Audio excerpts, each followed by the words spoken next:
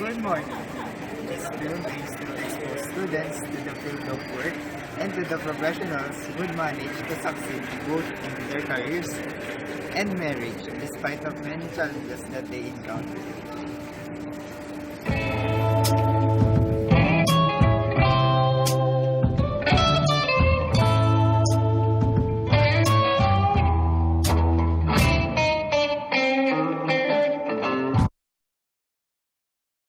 Good morning po. Thank you for accepting our invitation para sa interview. Yung first question po namin, ano po yung name niyo po? Kami, Roberto Cristobal.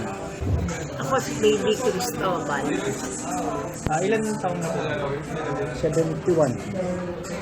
Ako going 71. Parang na 71. Ilang taon na po kayo na married or By May 12 this year, 48 na kami. saan po kayo nag-college? Adamson. Adams University. Doon kayo na... Pero hindi kami undergraduate kami. Hindi kami nakatapos. Pero siya near na Ako, graduating na siya. siya kasi chemical engineering. Ako chemical research. Actually, bali consider parang thesis ng graduating student. Ang research 2 na lang ang hindi ko natapos. Pero research 1, tapos ako. Napasa ko naman yun. Kailangan ko lang research 2. Nung time namin, no talaga yung pag-aasawa ng Pilipino Chinese. Hindi kagaya ngayon. Pero nagkatuluyan din kami dalawang run. Kami nag-asawa na, talagang on our own na kami.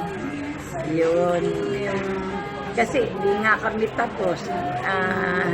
Mahirap naman maghanap ng trabaho na hindi ka tapos. Nag-business kami kasi nung one time na dumalaw ako sa parents ko, sabi ng mother ko, yung kabilang pwesto na bakante.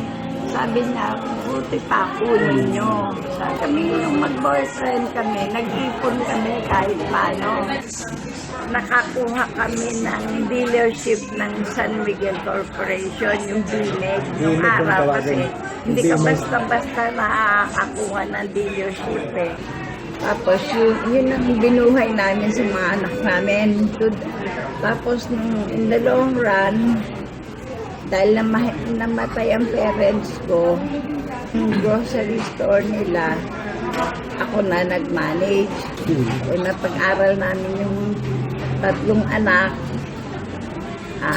Yung 2, graduate na Lasal, yung panganay, graduate ng Ateneo. Ano po yung pinaka-challenge sa pag-business, sa pagpalaki ng anak, nung time po na yun? Ang pinaka-challenge, siyempre, nag-i-start ka, mahirap talaga dahil wala nga kaming capitalization ng isa. Pero, yung hirap naman na basta yung credit mo tumatakbo ng maayos, nagbabayad ng maayos sa yung mga inutangan mo, siyempre, lumago na lumago. Tapos hanggang naabot namin yung dealership naman ng Yamaha doon sa Quezon Avenue. Nagka-office kami doon at saka sales. Pero ano yung mentality niyo, ano yung attitude niyo towards sa challenges na yun? Ano yung nagturo sa iyo para Naging covenant namin na tungkol sa pera, huwag tayong mag-aamal. Pag-usapan natin. Sa pagpapalaki naman ng anak, hindi naman kami gano'n na problem kasi pagka yung dahil Christian nga, dinadala mo sa Sunday school yung mga bata, naman sila, hindi naging headache. Kumbaga, naging maayos naman sila. Tapos ngayon, puro na sila may asawa, may kanya-kanyang family na nakahibalay na rin sa amin. Kaya kami, eventually, yung lumaki, lumiit ulit. 2 na lang kami. Pero... Balik sa dati. balik sa 2. Tapos sa 2, tapos sa 2.